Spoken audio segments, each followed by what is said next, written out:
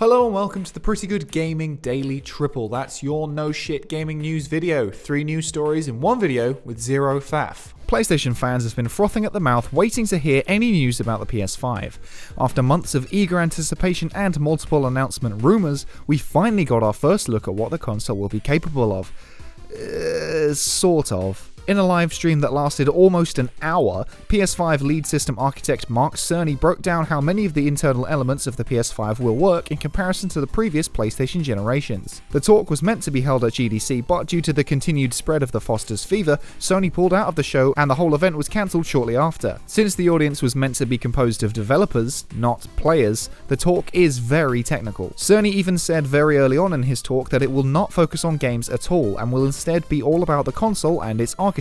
If you're stupid like me, most of it sounded like a foreign language, but I did pick out some key details. The talk was broken into 3 categories: listening to developers, balancing evolution and revolution, and finding new dreams. Listening to developers is pretty much what it sounds like, providing features devs want most to develop bigger and better games. The PS5 is definitely going to have an SSD or solid state drive, which had been rumoured and suggested in the past. This was apparently the most requested feature by game developers and will help with faster load times, faster installs, and faster boot ups. He also mentioned some custom built hardware, including a custom AMD RDNA 2 GPU, custom flash controller, and custom I/O unit, which is 100 times faster than the PS4's, whatever that means. In terms of balancing evolution and revolution, Cerny explained it like this: revolution is new features and higher efficiency, while evolution is backwards compatibility and familiarity for devs. This basically means they want to add cool new stuff without compromising what's already there. He explicitly mentioned backwards compatibility too a couple of times. Thank you.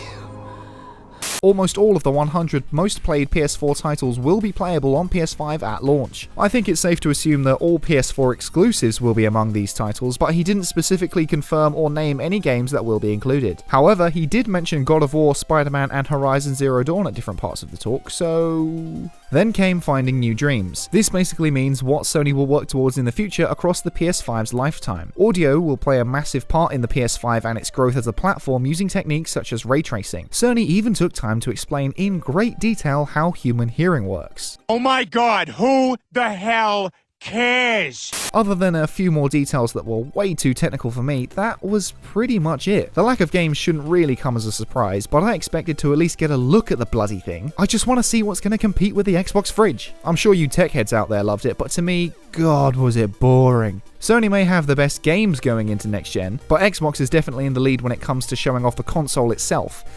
Oh, I think I need to lie down. And next up, Doom Eternal launches in just a few short days and the reviews are finally in. id Software's sequel to 2016's soft reboot Doom currently sits between 87 and 90 on Metacritic at the time of recording on PC, PS4 and Xbox One. Some media outlets are holding out on publishing full reviews until the multiplayer modes go live at launch, meaning that the reviews that are available only cover the 15-hour single-player portion of the game. Across all 3 platforms, so far every review is positive except one, which gave the Xbox One version a mixed review at 3.5 stars by Games Radar's Josh West, making it the lowest review on Metacritic so far. Doom Eternal is a small iteration of what came before that occasionally stumbles under its own desire to evolve. Pros include the combat, visuals, and the thrill of killing demons, while cons include platforming segments and slow moments outside of the action. Speaking more highly of the game, IGN's Ryan McCaffrey called it amazing and gave it 9 out of 10. This excellent refinement of the already outstanding 2016 reboot makes you an unspoken deal. If you can keep up with it, it will keep up with you. It continually teaches you how to play faster, smarter, and more effectively with lots of options at every step of the way to tailor fights to your preferred slaying style, and it's an absolute blast along the way. In GameSpot's review in progress, Phil Hornshaw gave Doom Eternal a more conservative provisional score of 80. He praises the combat, level design, platforming sections, and pickup mechanics, however he criticises the story and the amount of mechanics available to you, making for an overwhelming learning curve. In Eurogamer's review in progress, Edwin Evans Thirlwall explained the game is an even faster and bloodier but slightly wayward follow-up to a thunderous shooter reboot. The game is fundamentally the 2016 reboot again with new props, and its dogged commitment to Doom's narrative universe is as baffling as the firefights are exhilarating. Is this really all Doom can be nowadays? A cascade of collectibles, unwanted cutscenes, and the spectacle of a gurning demon face forever? Polygon's Chris Plant awarded the game its recommended badge, explaining in the most long-winded way possible, treat Doom Eternal like a dessert, something to be savoured, not hurried. When you have the rare moment between feeding one demon its own heart, apart, and breaking another demon's arm and hammering the freshly protruding bone through the demon's skull,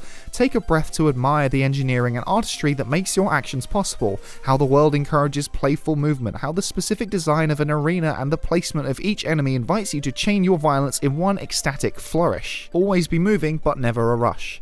Oh, thank God that's over. Jesus, dude, break up your sentences. Moving on, Push Square's Liam Croft gave it a 9 out of 10 and said Doom Eternal delivers one of the best FPS campaigns of all time. Croft lists the gameplay, combat, mobility, level design, and story as some of the game's pros. He also describes the platforming as fun and engaging, but lists it as the game's only con, saying it can get tedious. And finally, among the most positive reviews was Miguel Moran from the 6th Axis, who gave the game a perfect 10. He enjoyed the gameplay, visuals, progression, and unlockables, but wasn't so keen on the environmental puzzles or performance on PS4. Out of all the reviews I've read and listened to, the general consensus seems to be the fundamental gameplay is excellent with lots of variety and a good amount of challenge that isn't too much. Some like the platforming as it breaks up the action, but most seem to think it gets in the way and isn't as tight as it should be. The story is very cheesy, but in just the right way, and it can be found in detailed text logs, meaning that it doesn't get in the way of the gameplay, but some did think that the cutscenes did take away from all the action. It has beautifully gruesome graphics and kill animations. There's lots to do in terms of collectibles, lore, and challenges, but some people thought that this got in the way of what Doom is really all about, shooting demons and kicking ass. Kick names,